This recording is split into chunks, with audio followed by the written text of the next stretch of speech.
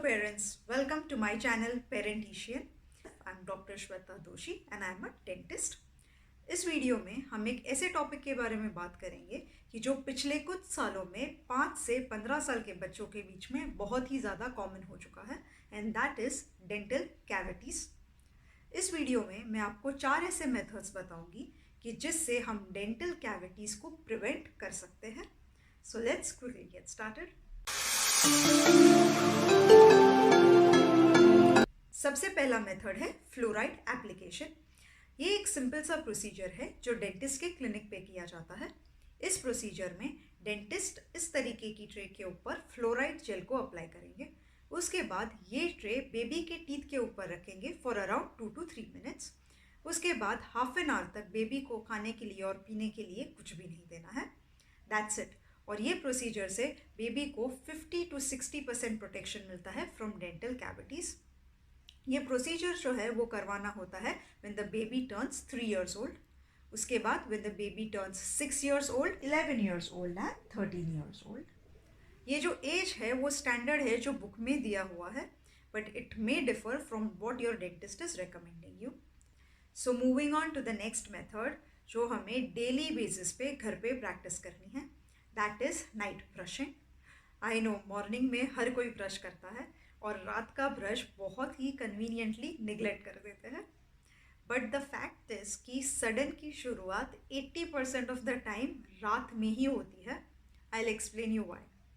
दिन भर में क्योंकि हम बात कर रहे हैं, टंग की मूवमेंट हो रही है, हम पानी पी रहे हैं, तो सलाइवा का जो प्रोडक्शन है वो कांस्टेंट चालू रहता है। सलाइवा मतलब मुंह में जो थूक बनता है वो उसका प्रोडक्शन कांस्टेंट चालू रहता है, which acts like a self cleansing mechanism.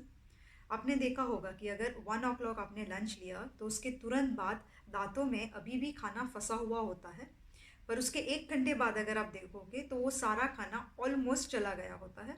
तो वो कैसे चला गया? Because of this self cleansing mechanism. और ये ही सेल्फ क्लिनजिंग मैकेनिज्म रात के टाइम पे ऑलमोस्ट नेग्लिजिबल हो जाती है, क्योंकि जब हम सो रहे हैं, कोई मूवमेंट नहीं हो रही है, तो सलाइवा का प्रोडक्शन बहुत कम हो जाता है।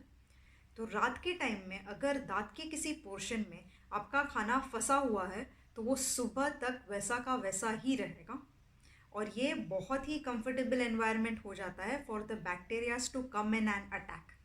इसीलिए बहुत ज़्यादा इम्पोर्टेंट है कि बच्चों को रात में सोने से पहले प्रॉपरली ब्रश करवाए, जिससे कोई भी फूड पार्टिकल दांत में फंसे रहने की पॉसिबिलिटी ना रहे। Moving on to the next method, that is pit and fissure sealants.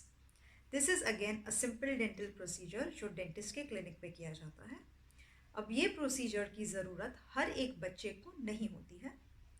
बच्चों में कई बार पीछे के दांतों की बनावट कुछ इस तरीके से होती है कि ये जो फिशर्स और ग्रूव्स है वो बहुत ही ज़्यादा डीप होते हैं, जिसकी वजह से खाना वहाँ कंटिन्यूसली फंसा हुआ रहता है और सडन पैदा कर सकता है।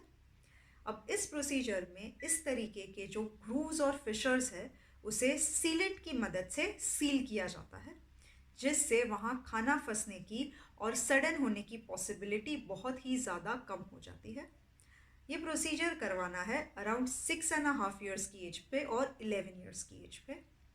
इस प्रोसीजर की ज़रूरत आपके बच्चे को है या नहीं, वो एज अ पेरेंट हम नहीं बता सकते हैं। वो आपके डेंटिस्ट ही आपको रेकमेंड करेंगे अपने इंस्ट्रूमेंट से चेक करने के बाद whether the procedure is required और not. So moving on to the last method, that is स्वीट स्पे कंट्रोल। अब बहुत ही शॉर्ट में आई विल एक्सप्लेन यू कि सडन की शुरुआत एग्जैक्टली होती किस तरीके से है। जब भी शुगर हमारे टीथ के कांटेक्ट में आता है तो वो एक एसिड प्रोडक्शन करता है, और ये एसिड जो है वो दांत के आउटर स्ट्रक्चर को बहुत ही ज़्यादा वीक कर देता है, जिसकी वजह से बैक्टीरियाज इजीली अटैक कर सकते हैं और सडन की शुरुआत हो जाती है। अब क्या प्रैक्टिकली पॉसिबल है बच्चों को स्वीट से कम्प्लीटली दूर रखना? Of course not.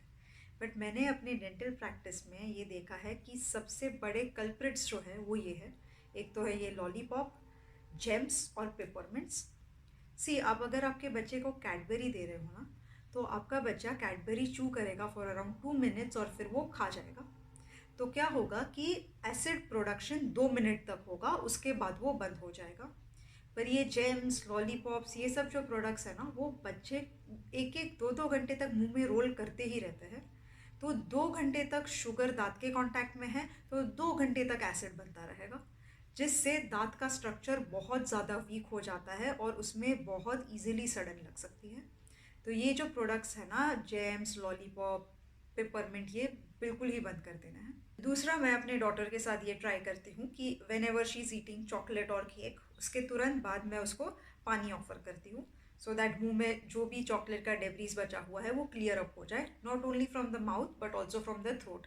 थ्रोट में भी अगर चॉकलेट का डेब्रीज क्लियर अप हो जाएगा तो कफ होने के चांसेस भी कम हो जाएंगे। ऑफ कोर्स वो कभी पीती है और कभी मना कर देती है, but it's always good to give a try. So that's it. I hope ये वीडियो आपको हेल्पफुल लगा है। अगर ये वीडियो आपको हेल्पफुल लगा तो जितने भी नए पेरेंट्स हैं उनके साथ ये वीडियो ज़रूर शेयर कीजिए, और भी ऐसे वीडियोस देखने के लिए मेरी चैनल को सब्सक्राइब करें और नीचे दिए गए बेल आइकन को हिट करें। Thank you for watching.